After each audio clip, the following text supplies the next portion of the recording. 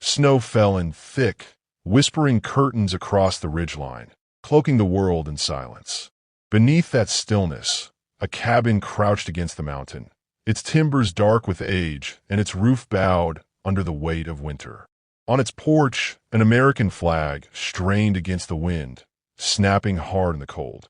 A few hundred yards beyond, helicopters rested on their skids, rotors bound tight, while Humvees hunkered beneath camouflage netting like beasts waiting to be unleashed. To any outsider, it looked like nothing more than a training camp carved into wilderness. To the men who occupied it, it was Camp Valor, home to one of the most disciplined battalions the Marine Corps could muster. Captain Hayes stood in the snow with his hands clasped behind his back, eyes fixed on the ridgeline as though the mountains themselves might offer answers. He was a tall man, the weather sharpening his features into granite. Stray flecks of gray streaked his close-cropped hair, but nothing in his bearing suggested frailty. He was the kind of officer who carried silence like a weapon, speaking only when necessary, and in that restraint his Marines found reassurance. Beside him, Sergeant Morales, grizz to friend and foe alike, shifted his rifle and let out a grunt.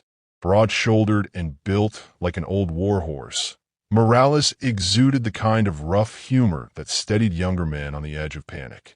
He gestured toward the tree line and said, quiet enough to hear my own heartbeat, either this is the dullest drill in history, or the brass is pulling one over on us.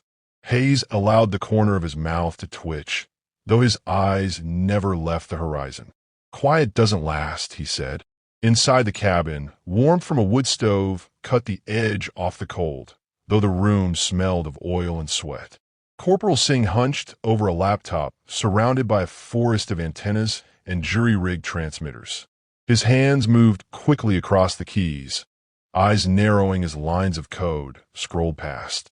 Singh was the battalion's resident technician, the man who treated frequencies like clay and could mold them into whatever shape was needed. At his side hovered Private Kelly, the youngest Marine in the unit. His helmet sat a fraction crooked, and his body carried the restless energy of someone who wanted desperately to prove he belonged. "What are you finding?" Kelly asked, his voice low, as though afraid to disturb something sacred.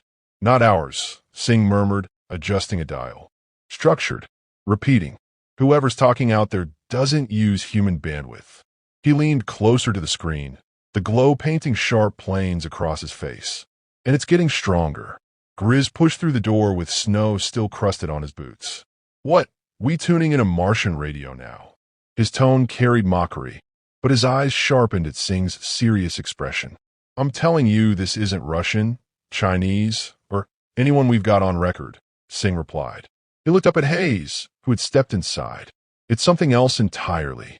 Before Hayes could respond, the ground shivered under a low vibration that rattled mugs on the table. Snow drifted from the rafters as the Marines froze, instincts snapping taut. Outside, the helicopters rocked on their skids. A shadow blotted out the pale light filtering through the storm. Kelly rushed to the door and flung it open. His breath caught in his throat. A vast craft descended through the storm, its hull gleaming silver. It seems glowing blue as though alive with veins of light. It moved without sound except for a hum that seemed to reverberate inside bones. Behind it, more vessels pierced the clouds, each one lowering with the weight of inevitability. Grizz's voice rumbled behind him. "Well, kid, looks like Singh was right about Martians." The first ship settled in the clearing, its landing struts hissing as they scorched through ice. A seam split down its belly, spilling a ramp of radiant light onto the snow. Figures emerged, tall and angular, armored in something that shimmered between metal and flesh. Weapons glowed faintly in their hands, humming with the same unnatural resonance as the ship. They walked with confidence, not caution, as if the ground already belonged to them. One stepped forward, its voice carried through a translator that rendered words in harsh, metallic cadence. "Humans of Earth, your cycles of violence have been observed. Your primitive defiance ends here. Surrender or face eradication." Kelly's stomach tightened. He whispered, "Eradication?" Hayes stepped onto the porch, the flag whipping above him. He carried no weapon, but his stance radiated defiance. His voice, calm and steady, cut through the icy air. "You don't issue orders here, and you sure as hell don't threaten my Marines." The alien tilted its head, as though dissecting the meaning of resistance. Slowly, deliberately, it raised its crystalline weapon, light building along its shaft. From every corner of the camp, rifles snapped upward, safeties clicked off, and Marines flowed into firing positions with lethal efficiency. Grizz's teeth showed in a humorless grin. "Well, Captain, I think training day just got interesting." Inside, Singh worked frantically, tapping into the alien broadcast.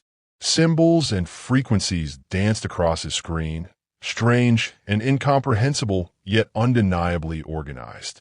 His pulse quickened as he realized what it meant. This was not an isolated presence. They were part of something larger, connected to forces beyond sight. He related up the chain, even as dread coiled in his gut. Hayes's eyes never left the alien commander. The silence stretched taut, broken only by the whip of the flag and the hiss of the ship's engines. He knew his men waited for his word. That hesitation now would fracture everything they had trained to be. His voice carried low but firm. "You've chosen the wrong planet." For a heartbeat, nothing moved. Then the alien's weapon flared, casting jagged shadows across the snow. The clearing erupted in fire and thunder as Marines answered in unison, their rifles spitting defiance into the storm. The stillness of the mountain shattered. War had arrived, not in some distant theater, but here, at the heart of winter, and every man at Camp Valor understood that from this moment forward, nothing would be the same.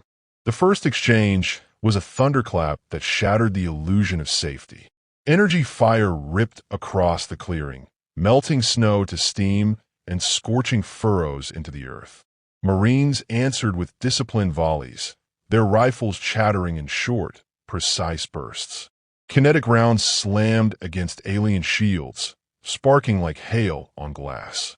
For a moment, it seemed the weapons were useless, but then a seam fractured, and one of the tall figures collapsed into the snow, its armor buckling under the relentless assault.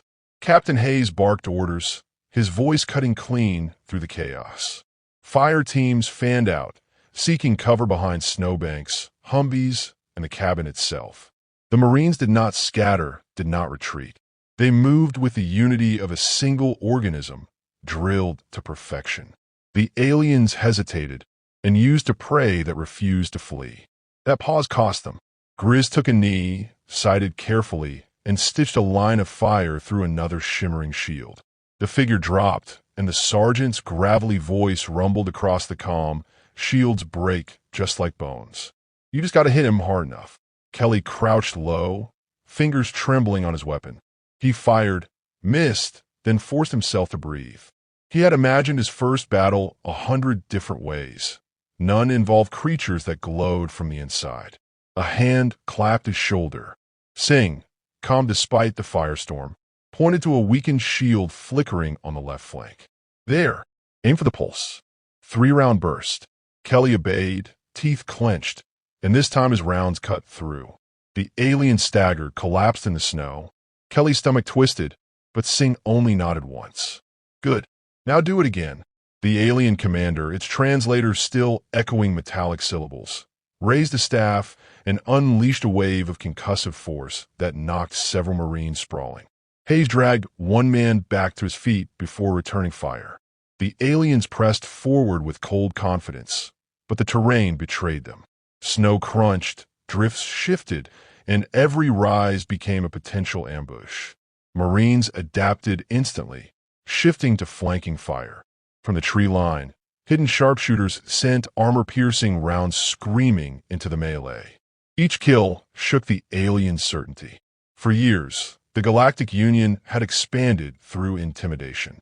Their ships blotted out skies, their weapons silenced rebellion before it began. Resistance was rare, surrender common. But here, on a frozen mountainside, a handful of humans defied that pattern. Reports filtered through the alien ranks. The enemy was not scattering, was not begging. The humans were hunting. Hayes read the hesitation like a map. They don't know how to fight us, he said over comms. Push them. Break their rhythm. Grizz laughed, a harsh bark amid gunfire. Hell, Captain, that's what I was born to do. He surged forward, leading a fire team in a brutal countercharge. Marines laid down suppressive fire. Grenades burst in dazzling arcs, and suddenly the aliens' measured advance faltered. Kelly found himself running with the others, fear transmuted into adrenaline. Every shout, every explosion, every command wrapped him into something larger. He was no longer a boy with a rifle. He was part of the line, part of the machine that refused to yield. When his boots slipped on ice and he nearly fell, Grizz hauled him upright without breaking stride. Eyes up, kid. The only way's forward. Singh, still linked to his jury-rigged equipment, tracked alien comm chatter. The patterns were clear, even if the words were not. Their doctrine assumed compliance, not attrition. They had no strategy for prey that clawed back. Singh relayed this to Hayes, whose lips tightened. Then we'll keep clawing. The skirmish ended as abruptly as it began. With half their number down and their shields flickering under sustained fire, the aliens pulled back toward their craft. Marines held position, weapons trained, hearts hammering in unison. The snow was torn, blackened, littered with alien bodies and human brass. Steam hissed where heat met ice. For a long moment, no one moved. Then Hayes lowered his rifle. Hold your fire. Let them run. Grizz spat into the snow. They'll be back. Things like that don't take losing well. They won't come the same way twice, Hayes replied, which means we'll adapt faster than they can. He scanned the field, his expression grim but steady. We've bloodied their nose.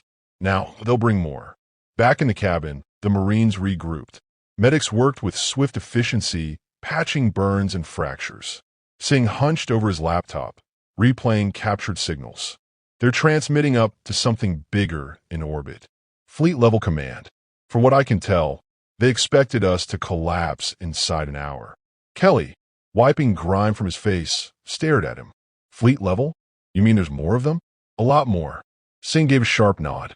If that ship above us is just one of many, then yes. A lot more. Silence filled the room until Hayes broke it with calm certainty. Then they'll learn what a battalion of Marines can do. Grizz chuckled, low and dangerous. Poor bastards won't know what hit him. Night closed in hard, the snowstorm thickening, cloaking the field in shifting shadows. The alien craft remained at a distance, engines glowing faintly, silhouettes menacing against the storm. But they did not advance again, not that night. Instead, they hovered, waiting, recalibrating their arrogance. Hayes walked among his men, checking positions, offering words where they were needed. He paused at Kelly's post, watching the rookie cradle his rifle with a mixture of exhaustion and resolve. You did good, Hayes said simply. Kelly blinked, startled. Almost froze out there, sir. Almost doesn't matter, Hayes answered. You kept moving.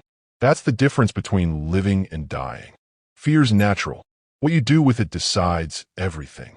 Kelly nodded, the weight of the words settling into his chest. He straightened his shoulders, gaze hardening toward the alien lights beyond the ridge. For the first time, he believed he might belong here. Singh's voice crackled softly in Hayes' earpiece. Captain, from the chatter I'm intercepting, they're regrouping. Bigger units, heavier weapons. They underestimated us once. They won't make that mistake again. Hayes looked out into the storm, where alien shapes shifted against the snow. His jaw set. Good. Let them come with everything they've got. We'll still be here when the storm clears. In the distance, the alien engines roared to life, reverberating like thunder across the mountains. The sound was a promise. This was only the beginning. Marines tightened their grips on their weapons, breaths visible in the icy dark. They did not run. They waited, hunters poised in the snow, ready for whatever came next. The storm became their ally. Snow swept across the ridges in thick curtains, swallowing sound and sight alike. Yet the Marines moved through it with the surety of predators. They had grown up training in environments that punished hesitation, and now every drift and shadow was a weapon.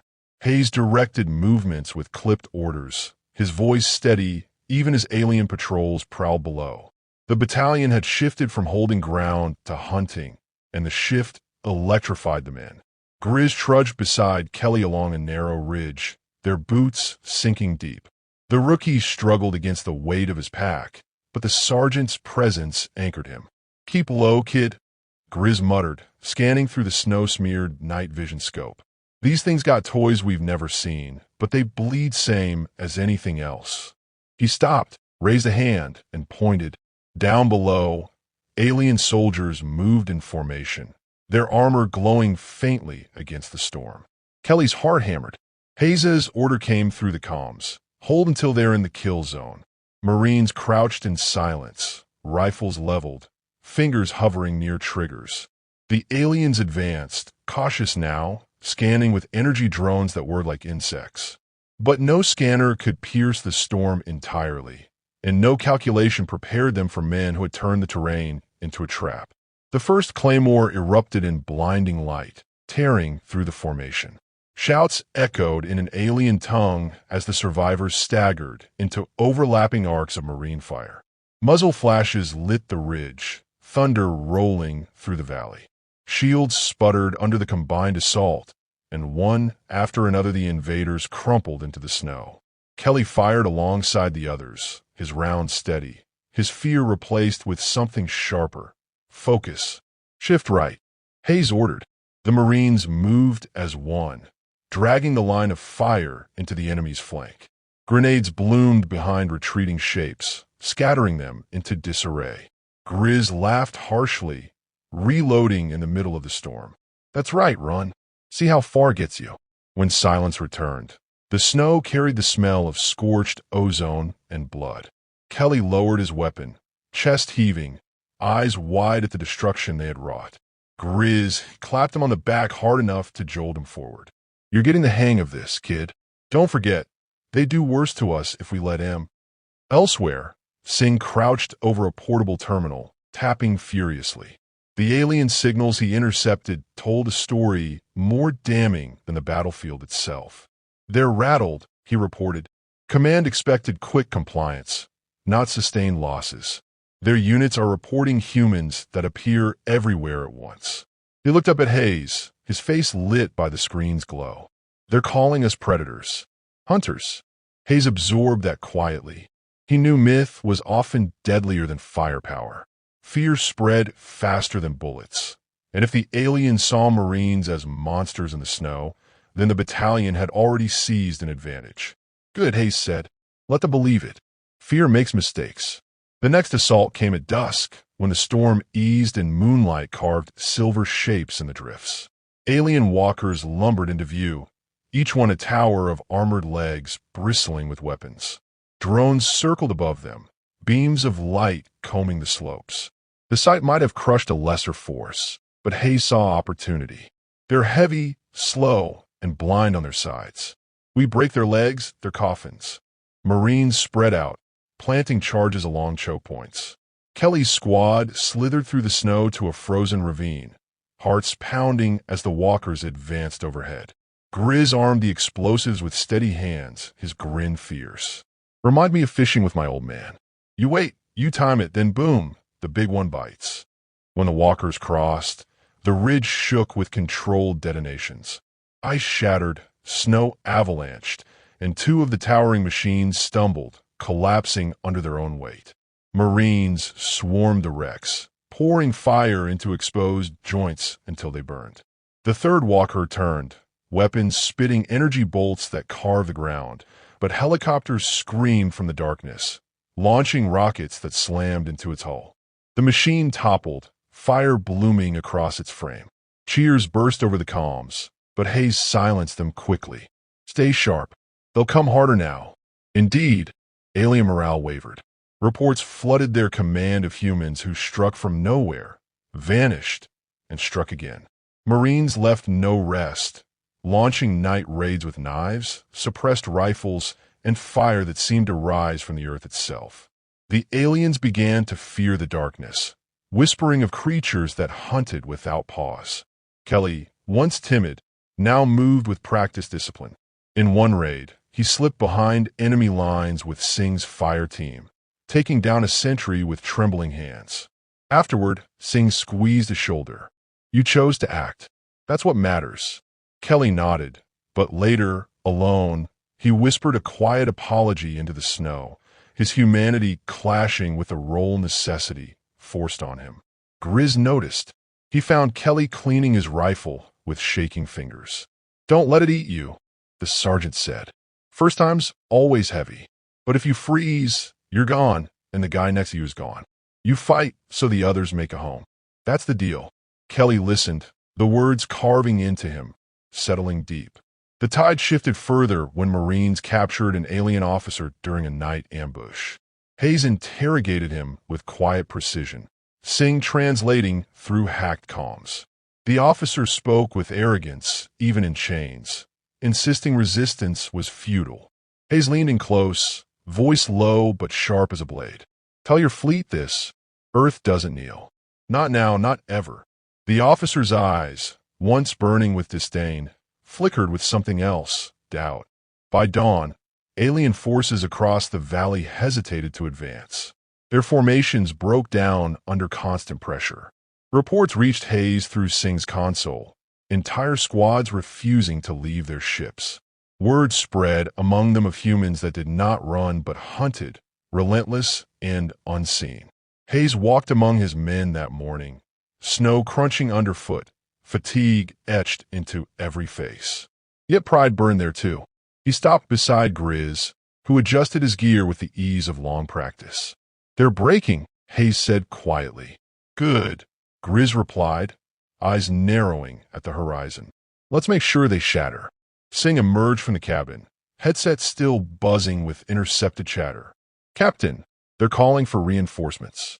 Heavy ones. They mean to end this."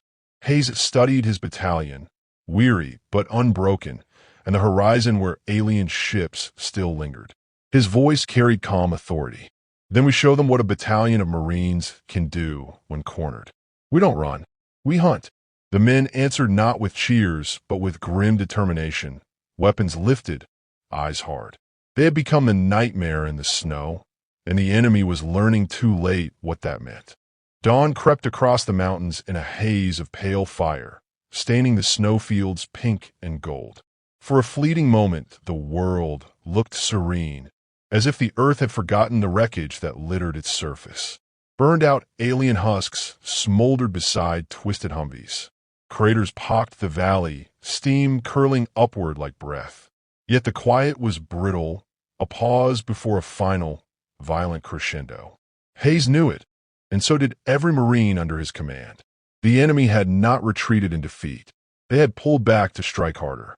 From his vantage point near the cabin, Hayes studied the horizon through binoculars.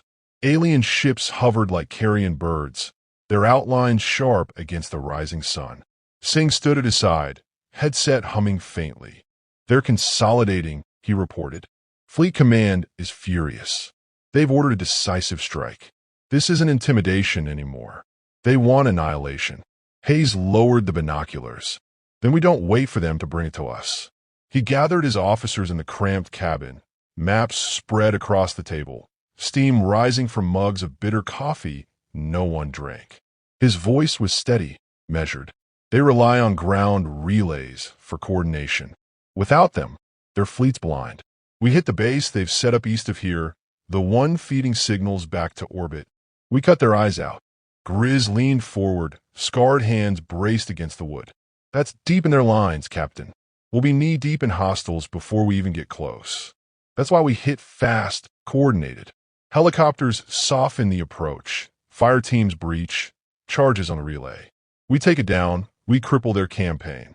Hayes looked each of them in the eye. "We do this, Earth buys time, maybe enough to survive." Silence followed, heavy with the weight of the task. Then Grizz's gravelly voice broke it. "Hell, Captain, you had me at crippling their campaign."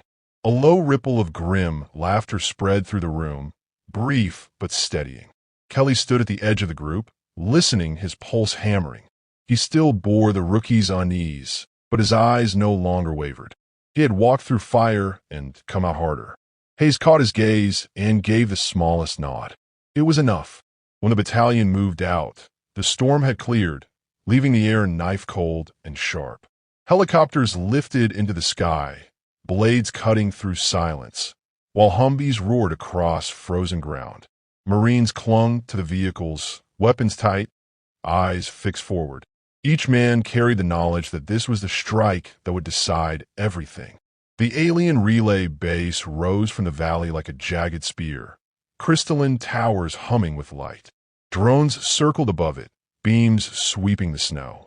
Guard detachments patrolled in precise formations, armor gleaming under the weak sun. To the aliens, it was impregnable. To the Marines, it was a target. Hayes gave the signal.